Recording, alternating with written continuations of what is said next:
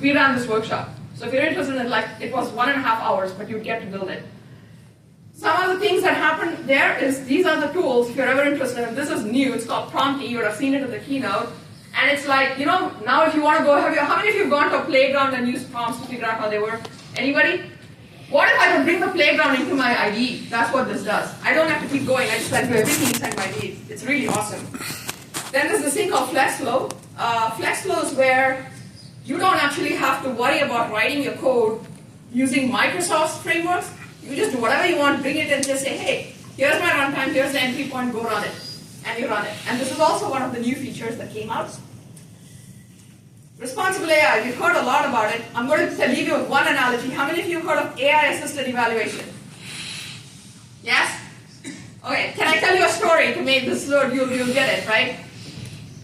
Think about this. I just created this Copilot, right? I have to test it. So I've written this stuff, and it's ChatGPT 3, or not ChatGPT, GPT 3.5 is the model I'm using. Why? Because it's cheap. So I'm using it, I'm hard trained to answer questions for me. It's cheap, good for me, but because it's also cheap, it's not really perfect, right? So I need to keep tuning it. So I need to test if it's doing it right.